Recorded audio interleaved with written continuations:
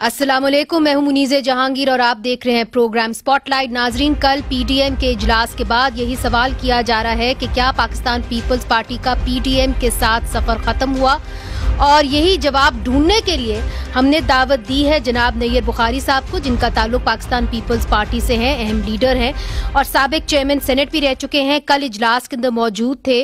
नैयर बुखारी साहब, बहुत शुक्रिया हमें ज्वाइन करने का।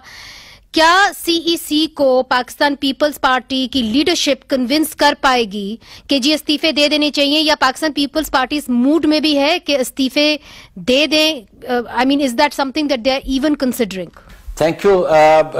कबल इसके कि मैं इस पे बात करूं कि इस्तीफे सीईसी में डिस्कशन होगी, आप इसको ज़रा इस कॉन्टेक्स्ट में देखें कि जब पीडीएम की बुनियाद डाली गई जी, और उस पे जो 26 पॉइंट्स जो चार्टर एग्री किया गया, और प्लस उसके साथ एक एक्शन प्लान था, और एक्शन प्लान में भी जो सीक्वेंस वाइज चीज़ें थी उस पर हमने अमल दरामद किया। और जो लास्ट मीटिंग थी जिसमें डेट अनाउंस हुई लॉन्ग मार्च की, उसमें और फिर एक स्टीयरिंग कमेटी को जिम्मेदारी दी गई कि इसकी लॉजिस्टिक्स के हवाले से बात करें, तो ये रेजिग्नेशंस को उसके साथ मुंसलिक नहीं किया गया था। अच्छा। ये सब्सिक्वेंट डेवलपमेंट, मेरी अब बात लेट मी कम, ये सब्सिक्वेंट डेवलपमेंट थी कि इन्होंने उसको मुंसलिक किया।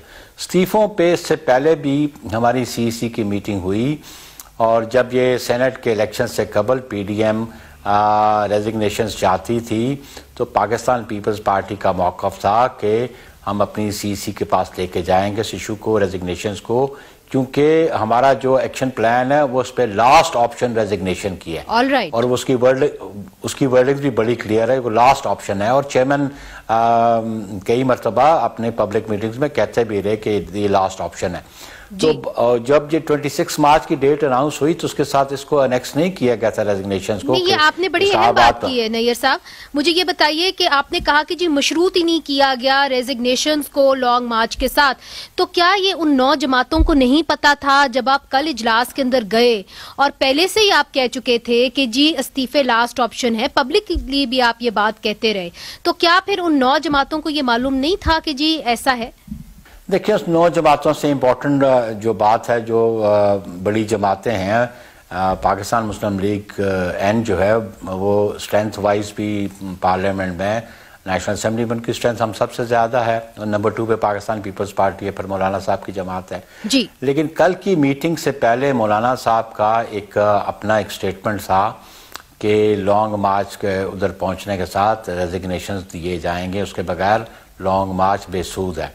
ये डिसीजन कल होना था कि रेजिग्नेशंस कब होने हैं, लेकिन लॉन्ग मार्च की मोडेलिटीज़ के हवाले से ऑलरेडी पॉलिटिकल पार्टीज अपना काम कर रही थी, पाकिस्तान पीपल्स पार्टी भी कर रही थी, और हम बिल्कुल तैयार थे 26 मार्च के लिए। लेकिन मैं एक अर्ज करना चाहता हूँ कि इंडिविजुअली हर जमात के पास इख्तियार था कि वो अपना मौक़िफ़ लेके आए, लेकिन हर जमात जो पीडीएम का हिस्सा है वो उस फैसले की पाबंद है जो कंसेंसस से पीडीएम की क़यादत करती है। ठीक है। ये कहीं भी फैसला नहीं था कि लॉन्ग मार्च के इख्तिताम पे रेजिग्नेशंस टेंडर किए जाएंगी। मगर नैयर साहब, आप चूंकि ज़ीरक सियासतदान हैं, एक बड़े अहम ओहदे पे भी बैठे रहे हैं, सियासतदानों का काम होता है कोई ना कोई मिडिल ग्राउंड ढूंढ लेते हैं।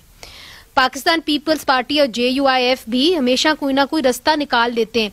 आपको क्या उम्मीद है, आपका अपना एक्सपीरियंस है कि क्या कोई मिडिल ग्राउंड निकल आएगा रेजिग्नेशंस के अलावा? देखिए जी, middle ground that's another thing, लेकिन मैं आपसे अर्ज कर दूं मुनीज़े कि अब क्योंकि चेयरमैन ने कहा कि मैं इंडिविजुअली डिसीजन करने की कैपेसिटी में नहीं हूँ, हमारी एक सेंट्रल एग्जीक्यूटिव कमेटी है, हम ये जो आपने अभी लॉन्ग मार्च के साथ इसको मुंसलिक कर दिया रेजिग्नेशंस को, ये हम अपनी सीईसी के पास लेके जाएंगे, क्योंकि इससे कबल सीईसी ने जो मौक़िफ़ इख्तियार किया रेजिग्नेशन ना करने का, और जो पीडीएम ने एक्सेप्ट किया, और फिर सेनेट के इलेक्शंस में हमने पार्टिसिपेट किया पीडीएम ने कोलेक्टिवली, और उसमें हमें अचीवमेंट्स हुई, हमने सक्सेसफुली अपने नुमाइंदे सेनेट में मुंतखब करवाए, और अब क्योंकि इसको हम दोबारा सीईसी के पास लेके जाना चाहते हैं, तो इसलिए हमारी सीईसी फैसला करेगी। लेकिन एक और चीज़ बात जो बड़ी इंपॉर्टेंट है, जो हमारी जमात ने कही भी और कल मैंने भी इस पे बात की कि जी व्हाट नेक्स्ट, उस पर भी डेलिब्रेशंस होनी चाहिए कि रेजिग्नेशंस के बाद अगर रेजिग्नेशंस पे ये कंसेंसस हो जाता है तो व्हाट नेक्स्ट, उसके लिए भी कोई पीडीएम ने कोई लाया अमल इख्तियार किया कि इसके कॉन्सिक्वेंसेस पे कभी आपने डिस्कस किया, इसके रेजिग्नेशंस के कॉन्सिक्वेंसेस क्या होंगे? और वो कॉन्सिक्वेंसेस आपने डिस्कस नहीं किए कल? अभी तक कॉन्सिक्वेंसेस डिस्कस नहीं हुए हैं और ये कॉन्सिक्वेंसेस बहुत जरूरी हैं इसलिए कि इस पे ये देखने की बड़ी बात है कि रेजिग्नेशन से असेंबलीज डिसॉल्व होती हैं कि नहीं होती हैं, अगर डिसॉल्व नहीं होती तो बाय इलेक्शंस होते हैं कि नहीं होते हैं, असेंबली डिसॉल्व हो जाती हैं तो फिर वो कौन सी फोर्सेस, वो कौन सी कॉन्स्टिट्यूशनल बॉडीज हैं जो इंश्योर करेंगी कि पाकिस्तान के फ्री फेयर ट्रांसपेरेंट इलेक्शंस होंगे और फिर आने वाले इंतखाबात में किस तरह इंतखाबात कंटेस्ट किए जाएंगे। तो ये ऐसे इश्यूज हैं कि simple resignation is not sufficient. ये बहुत अहम बात आपने की और बहुत अहम सवालात भी आपने उठाए। बहुत बहुत शुक्रिया नैयर बुखारी साहब, आपने अपना कीमती वक्त हमें दिया और पाकिस्तान पीपल्स पार्टी की पोजीशन सामने रखी, जहां उन्होंने बताया कि किसी भी टाइम पे हमने जो लॉन्ग मार्च है उसको इस्तीफों के साथ मुंसलिक नहीं किया था और हमने ये भी पूछा कि अगर हम इस्तीफे दे देंगे तो फिर अगला लाए अमल क्या होगा, जिसके ऊपर पीडीएम ने कोई गौर फिक्र नहीं की थी। नाजरीन, इधर एक वक्फा लेते हैं और वक्फे के बाद हम आपको दिखाते हैं कि 13 साला कविता ओद के साथ सिंध के अंदर क्या हुआ। 13 साला कविता ओद की कहानी हम आपके सामने रखेंगे वक्फे के बाद।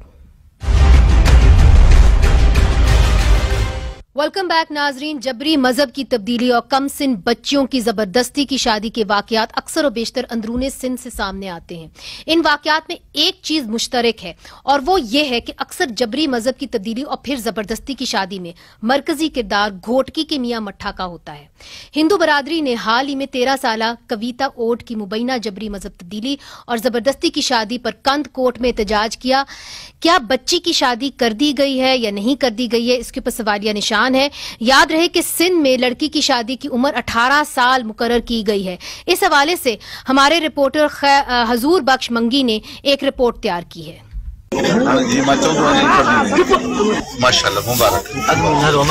ये वाकया 8 मार्च तहसील तंगवानी में पेश आया। कमसन लड़की कविता ओड मुश्ताक बहलकानी नामी शख्स के साथ शादी के चक्कर में घर से डहर की भाग आई। डहर की पीराफ बरचुंडी शरीफ में लड़की ने अपनी रजामंदी पर अपना हिंदू मजहब तब्दील करके मुसलमान हो गई, तो दूसरी जानिब लड़की के वर्षा और हिंदू अकलियती रहनुमाओं ने जबरदस्ती मजहब तब्दील कराने के खिलाफ प्रेस क्लब के सामने मुसलसल एहतजाजी मुजाहरे करते रहे।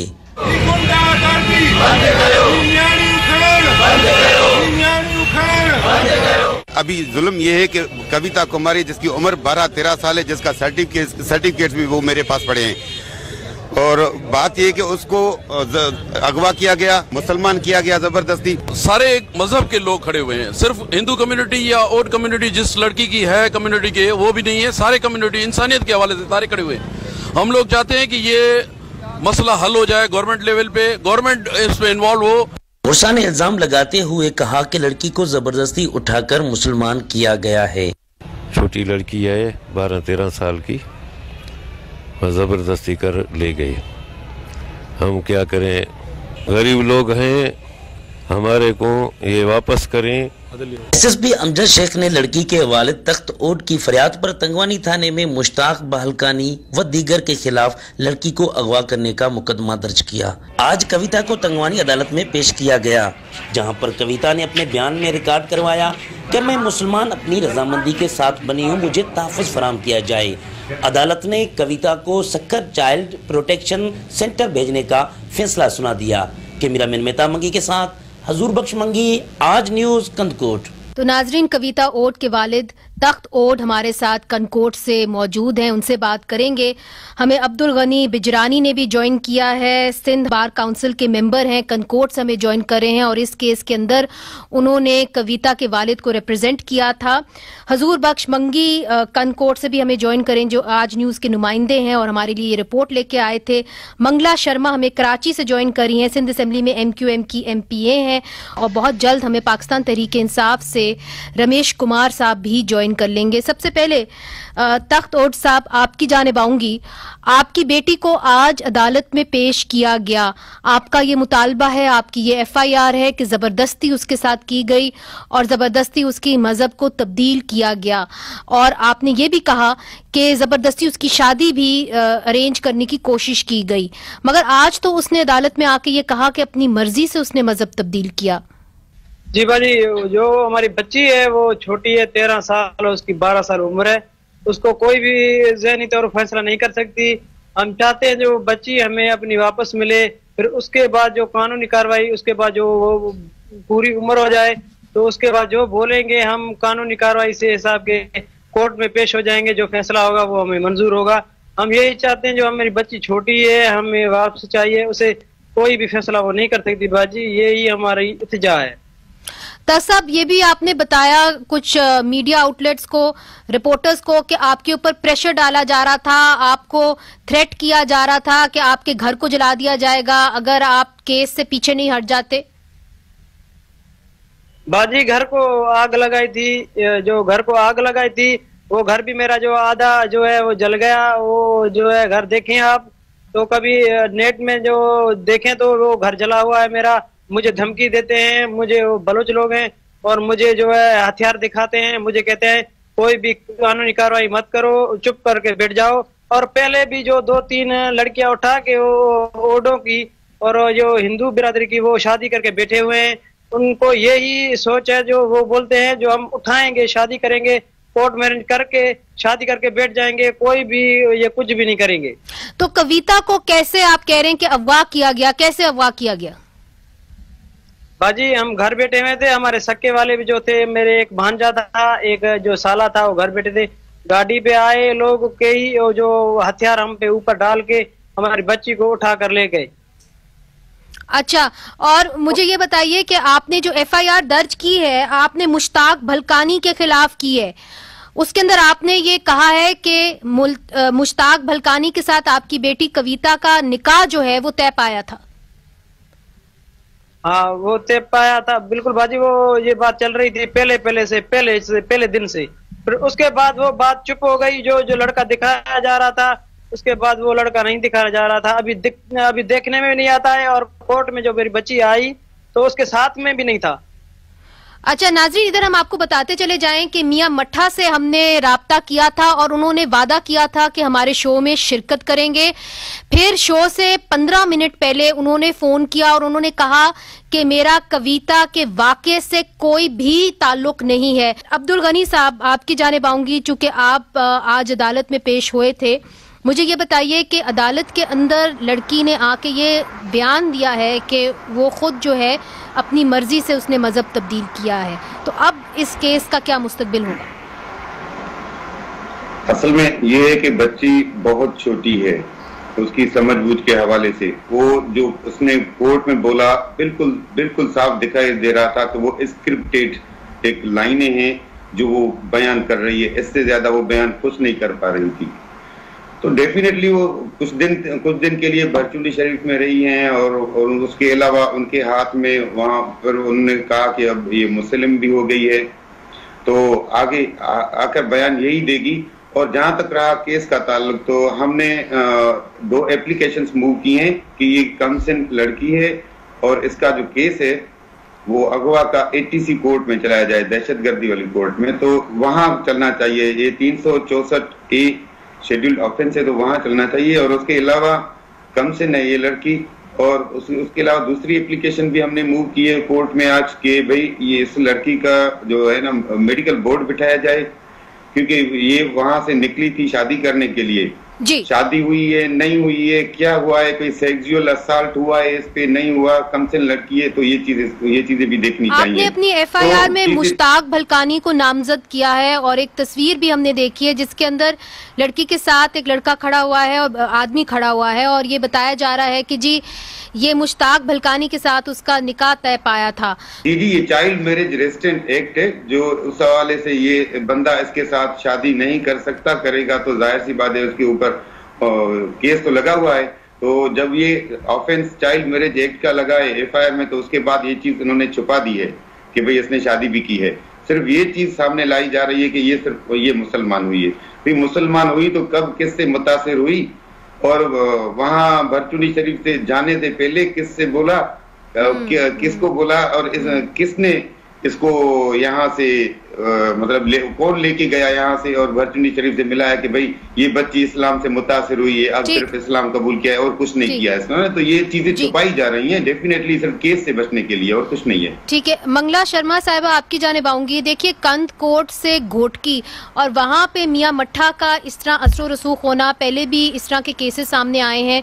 हमेशा हम देखते हैं कि छोटी बच्चियां हैं वो ही कन्वर्ट करती हैं, वो ही मजहब तब्दील करती हैं। हमने कभी देखा नहीं कि कोई एक अच्छी उम्र की औरत हो या कोई आदमी हो या कोई बुजुर्ग हो जो कन्वर्ट कर रहा हो। क्या माजरा है कि क्या वजह है कि मियाँ मट्ठा का इतना असर रसूख है कि वो बच्चियों को जो है वो कन्वर्ट करवाते हैं और फिर उनकी शादियां भी करवाते हैं, हालांकि एक कानून है कि जी आप 18 साल से कम उम्र की लड़की शादी नहीं कर सकते।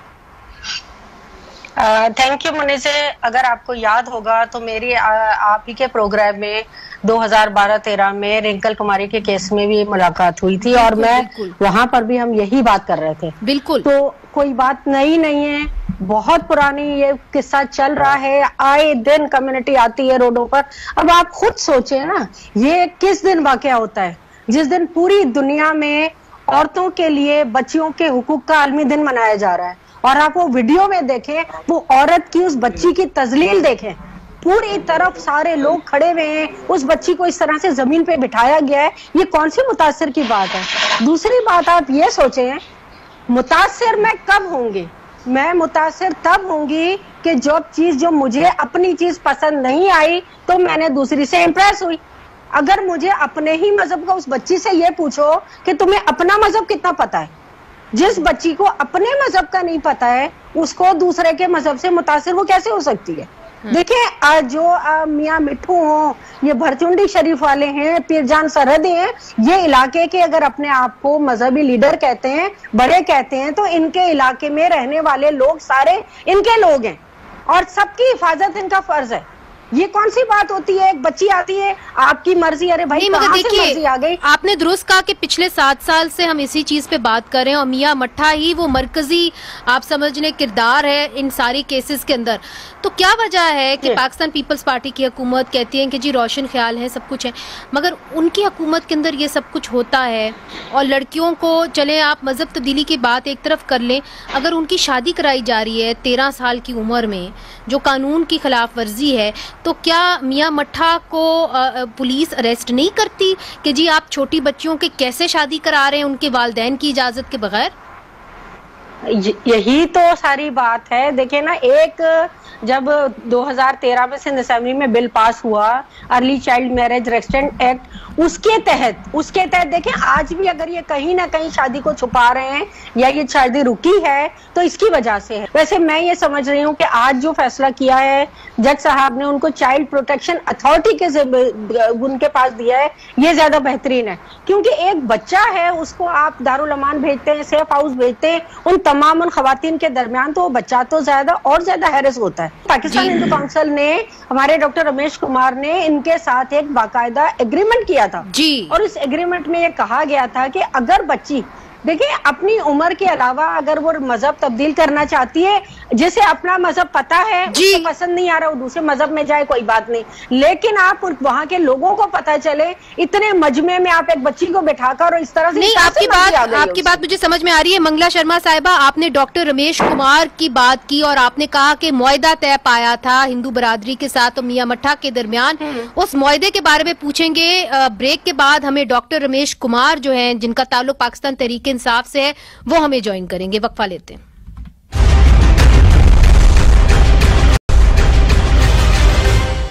वेलकम बैक नाजरीन, हमारी स्पॉटलाइट है 13 साला हिंदू बच्ची कविता ओट के ऊपर। हमें ज्वाइन किया है डॉक्टर रमेश कुमार, जिनका ताल्लुक पाकिस्तान तहरीक इंसाफ से है, वो पाकिस्तान हिंदू काउंसिल के जो हैं सरपरस्त भी हैं। रमेश कुमार साहब, आपका एक मुआहदा हुआ था मियाँ मट्ठा के साथ और मियाँ मट्ठा ने हमें शो के अंदर ज्वाइन करना था, उन्होंने माजरत कर ली, सुना है कि आपसे उनकी मुलाकात हुई है। उस मुआहदे के तहत ये तय पाया था कि जो भी बच्ची अपना मजहब तब्दील करती है उसको एक खुली एनवायरनमेंट के अंदर अपने माँ बाप से मिलवाया जाएगा। अब कविता ओट के केस के अंदर ये नहीं हुआ, आपके मुआहदे की खिलाफ वर्जी की है मियां मट्ठा ने, तो अब क्या होगा? शुक्रिया। देखें, पहले भी मियां मिठा, पीर अयूब जान सरंदी और उमर नईम बिनोरिया टाउन वाले तीनों मेरे पास जब आए थे, जो मुआहदा किया उसके ऊपर मियां मिठा आज भी पूरा उतर रहा है। आप इस चीज़ को कन्फ्यूजन में डाला जा रहा है। कविता का जो मामला है वो मियां मिठा के पास नहीं, ये भरचुंडी के पास है। ये दूसरा है, ये मियां अब्दुल खालिक है, ये मियां मिठा नहीं है। हजूर बख्श साहब, यहाँ पे रमेश कुमार साहब कह रहे हैं कि कविता का ताल्लुक जो है भरचुंडी से है, मियां मट्ठा से कोई ताल्लुक नहीं उनका। बहुत शुक्रिया मुनीज़े। पहले तो मैं आपको ये बताऊं कि ये सारी सूरत हाल का जायजा मैंने जब लिया था तो ये तंगवानी में ये वाकया जैसे ही पेश आया, ये 8 मार्च के दिन वाकया पेश आया था और कविता को 4 अफराद जो हैं वो उठा के ले गए थे भरचुंडी शरीफ। ठीक है, जब भरचुंडी शरीफ गए थे तो मियां मिठा, भरचुंडी शरीफ ये एक ही टोला है, ये नहीं है कि ये अलग अलग के कोई टोले हैं, ये आपस में भाई हैं, सब आपस में मिलजुल कर इनका काम यही होता है कि जो अक़लियती बिरादरी की छोटी कौमें, जो गरीब कौमें होती हैं, अब ये तमाम गरीब कौमें ये खेती बाड़ी का काम करते हैं, इन गरीबों पर जाबरन उनको उठाकर उनको मुसलमान किया जाता है, यही इनका सिलसिला। तो यानी आप ये कह रहे हैं कि भरचुंडी का ताल्लुक, गहरा ताल्लुक है मियां मट्ठा से और इस केस के अंदर सामने आया है। जी जी नहीं, ओके, जी बिल्कुल। ऑलराइट रमेश साहब, एक second please, 1 minute. Abdul Gani Bijrani साहब, जो हमारे रिपोर्टर बात कर रहे हैं हजूर बख्श साहब, आपने अपनी FIR में क्या मियां मट्ठा को नामजद किया है? इनका क्या रोल रहा है कविता के केस में? नहीं, FIR तो बहुत पहले कटी थी, ये भरचुंडी शरीफ बाद में गए थे। ठीक है ना, FIR जैसे ही मतलब ये वाकया हुआ तो उसके बाद फौरन FIR काटी गई और जिन्होंने ये कदम उठाया, जिन्होंने अगवा किया तो उनके खिलाफ ये FIR कटी। दूसरी बात, अगर मुझे इजाजत हो तो मैं एक बात करता जाऊँ जी। हिंदू लॉ के हवाले से कि अभी 2016 में एक बिल पास हुआ, बिल असेंबली ने पास किया था हिंदू प्रोटेक्शन एक्ट के हवाले से, तो वो बिल फिर गवर्नर ने उस पर सिग्नेचर नहीं किया, असेंट नहीं दी गवर्नर ने। उसके बाद फिर ये पीपल्स पार्टी की गवर्नमेंट ने बोला कि भाई ये अभी उठाएंगे इलेक्शन के बाद, इलेक्शन से पहले बोला था। फिर उसके बाद वो उन्होंने असेंबली में उस पर डिस्कस भी हुई उस प्रोटेक्शन बिल पे। फिर उसके बाद वो आज तक सेनेट के पास है, 2 साल से वो उस पर कोई इनेक्टमेंट नहीं है। अगर ये इनेक्टमेंट हो जाती है, लेजिस्लेशन हो जाती है, तो ये मैंने मुसविदा पढ़ा है जो उन्होंने बिल बनाया है, एक जबरदस्त बिल है और उसके बाद मेरे ख्याल से किसी में जरूरत नहीं है कोई ऐसा कदम उठाए। मगर बिलखसूस जो एक रोल रहा है, ये क्लियर कर दीजिए, कविता के केस के अंदर वो मियां मट्ठा का क्या रहा है?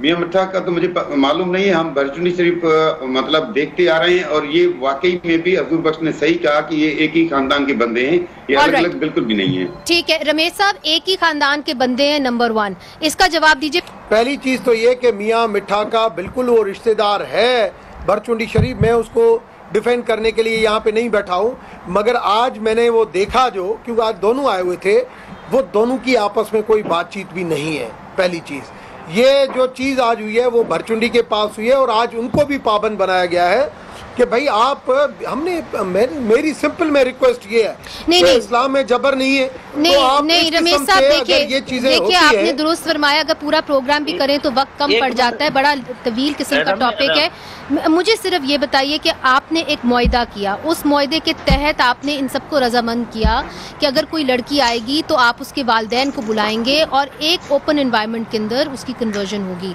उसकी खिलाफ वर्जी हुई है कि नहीं हुई है आपकी नज़र में? आज की है, भरचुंडी वाले ने की है, भरचुंडी वाले ने की है। मुझे खुद पता नहीं था कि भरचुंडी अलहदा है, मियां मिठू अलहदा है। जब मुझे ये कविता तो का केस मेरे पास आया, मैंने उसी टाइम अब अगर उसकी खिलाफ वर्जी हो गई है तो फिर क्या होगा? How will you hold him accountable sir? नहीं, उसको हमने उसको इसीलिए ही आज वो आए थे, आज मुझसे मिले हैं और उन्होंने कहा है कि इस हवाले से हम अभी कोई भी कहीं पे भी आएगी, चाहे इन 3 के अलावा किसी डिस्ट्रिक्ट में पाकिस्तान में आएगी, हम फौरन उस लड़की के हवाले से डिस्ट्रिक्ट के डीसी को और आपको दोनों को इतला करेंगे, लड़की डीसी के हवाले करेंगे, डीसी उसको सेफ हाउस पे रखेगा।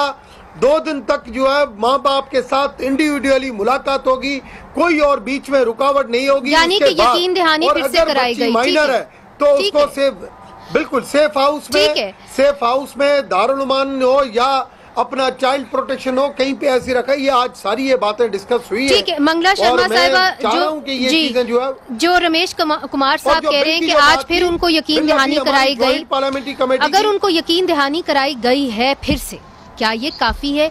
या जिस तरह के बिजरानी साहब ये कहते हैं कि जी हिंदू प्रोटेक्शन एक्ट एक बिल जो था सिंध असेंबली से पास भी हो गया, आपकी पार्टी भी सिंध असेंबली का हिस्सा है, पास किया, वो कहते हैं कि जब तक ये एक्ट नहीं बनता तब तक आप इनको प्रोटेक्ट नहीं कर सकते छोटी बच्चियों को। आपकी पार्टी क्या रोल अदा करेगी, चूंकि आपकी तीसरी बड़ी पार्टी है सिंध में? जी मनोज, ये बिल्कुल ठीक है। ये बिल असेंबली में आया था, एक मरतबा गवर्नर साहब ने उसको एतराज लगा के वापस किया, उसके बाद वो दोबारा असेंबली में आया और बिजनेस पे रिकॉर्ड पे भी आया एजेंडे पर, लेकिन लास्ट मोमेंट पर उस बिल को डिफर कर दिया गया। वजूहात कुछ भी हो सकती हैं, लेकिन उसका जो नुकसान माइनॉरिटी और कम्युनिटी देख रही है वो तो आप सबके सामने। और जब तक, क्योंकि अगर हम अर्ली चाइल्ड मैरिज के आज अगर हम कहीं ना कहीं कुछ लोग स्टॉप किया है तो वजह यही है कि अर्ली चाइल्ड मैरिज वाला जो बिल है वो इम्प्लीमेंट होने लगा है अच्छी तरह, और अगर ये प्रोटेक्शन वाले बिल आ जाएंगे, लेजिस्लेशन होगी तो यकीनन उस पर काम होगा।